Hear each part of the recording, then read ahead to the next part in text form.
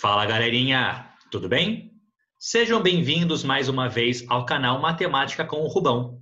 Eu sou o professor Rubem Carneiro e na aula de hoje nós trataremos das regras de 3 composta. Na última aula, nós falamos um pouco sobre a regra de 3 simples, que é aquela regra de 3 que nós utilizamos quando nós temos duas grandezas proporcionais, sejam elas diretamente proporcionais ou inversamente proporcionais. A regra de 3 composta será aquela regra de 3 que nós utilizaremos quando nós tivermos mais do que duas grandezas. O importante é sempre notar que eu só posso utilizar a regra de 3, seja ela a simples ou a composta, quando as minhas grandezas são proporcionais. Então, para poder ilustrar a vocês e fazer uma pequena demonstraçãozinha de como é que vai funcionar a nossa regra de 3 composta, vamos imaginar que nós temos três grandezas. A grandeza A grandeza B e a grandeza C, de forma que A e B são grandezas diretamente proporcionais e a grandeza A e C são grandezas inversamente proporcionais. Então vamos lá. Se o A e o B são grandezas diretamente proporcionais, eu sei que a grandeza A ela vai ser uma certa constante, que eu vou chamar de K1, multiplicado pela grandeza B. Nós tratamos um pouco disso na nossa aula sobre grandezas proporcionais.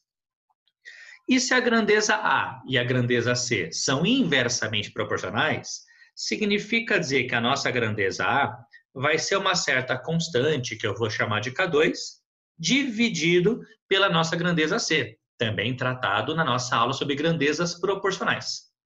Desse modo, se o A é uma constante vezes a grandeza B, e o mesmo A é uma constante dividido pela grandeza C, eu posso concluir que a minha grandeza A ela vai ser uma terceira constante, que eu vou chamar apenas de K, multiplicado pela grandeza B, dividido pela grandeza C.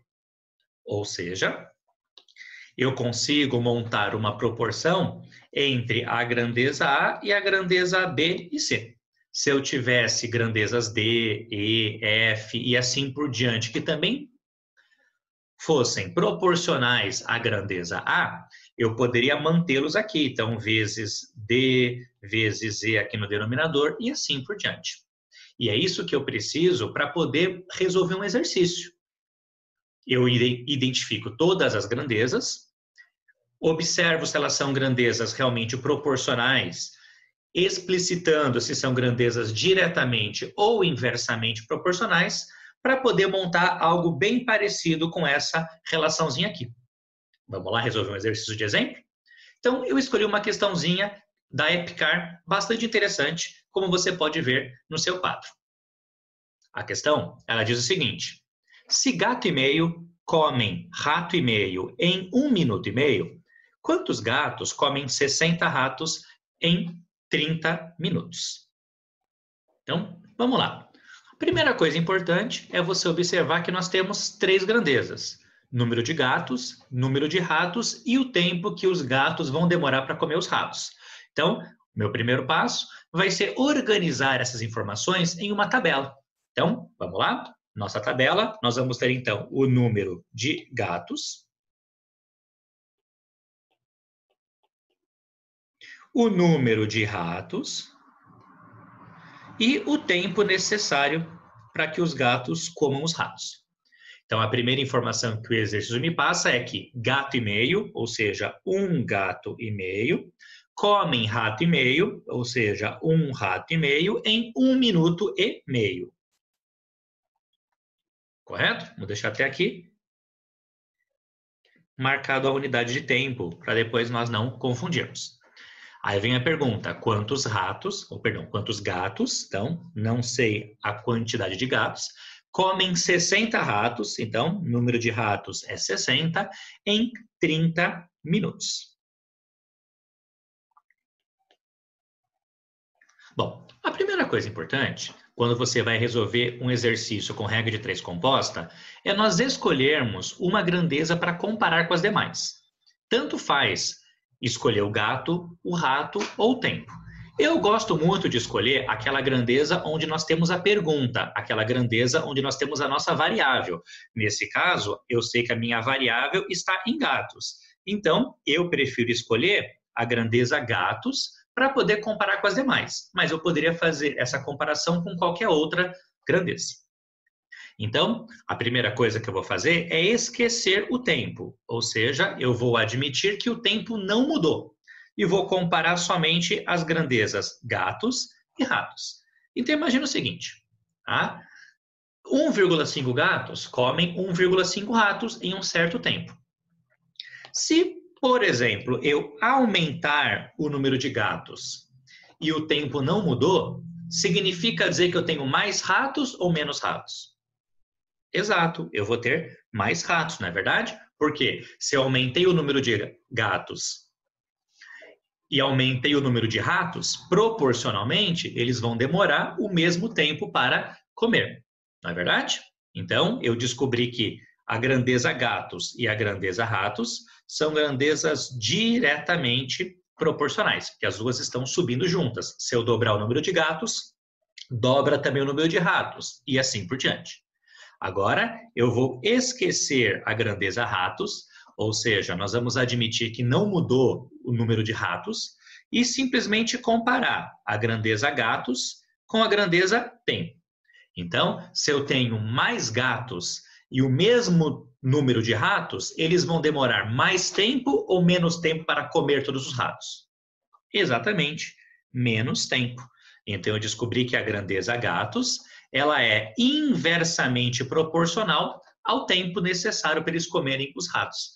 Ou seja, se eu dobrar o número de gatos, o tempo cai pela metade. Se eu triplicar o número de gatos, o tempo vai cair pela terça parte. E assim por diante. E aí, tendo feito essa análise, como é que eu vou montar o meu exercício? Eu vou fazer uma fração para cada coluna. Agora, a coluna, a grandeza que eu comparei com as demais, vai ser aquela grandeza que eu vou deixar antes da minha igualdade. Então, eu tenho 1,5 sobre x, na mesma ordem que apareceu aqui na minha tabelinha. Antes da igualdade e agora depois da igualdade, eu vou colocar uma fração para cada uma das outras duas colunas. Então, uma fração aqui para o número de ratos e uma fração aqui para o tempo. Se nós tivéssemos outras grandezas, eu poderia colocar aqui uma terceira, uma quarta, uma quinta, uma sexta fração e assim por diante. Agora, repara aqui, número de gatos e número de ratos são grandezas diretamente proporcionais. Então, eu vou pegar a minha fração dos ratos e copiar exatamente do mesmo jeito. Então, 1,5 sobre 60. Agora, o número de gatos e o tempo são grandezas inversamente proporcionais. Então, quando eu for construir aqui a fração do tempo, eu vou inverter esses dois valores. Então, ó, o 30 estava embaixo, ele vai para cima, o 1,5 estava em cima, ele vai vir para baixo.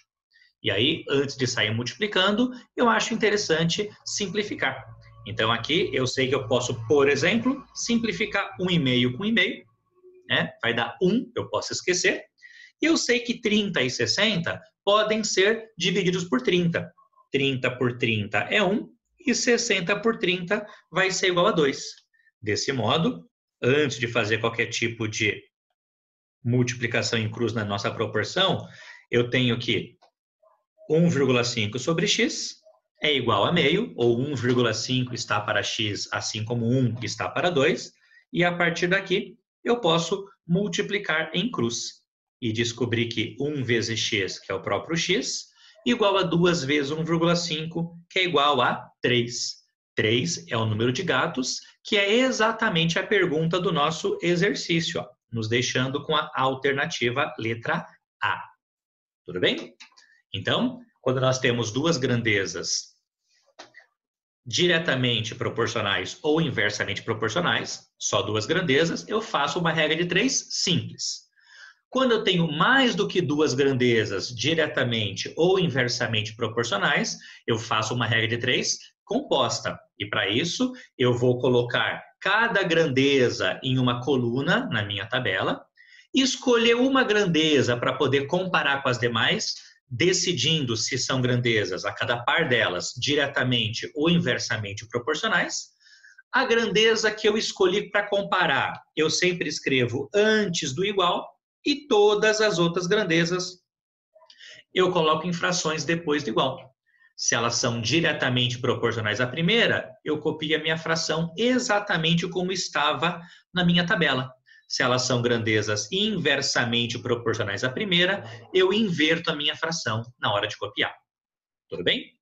Essa foi a nossa aula de hoje.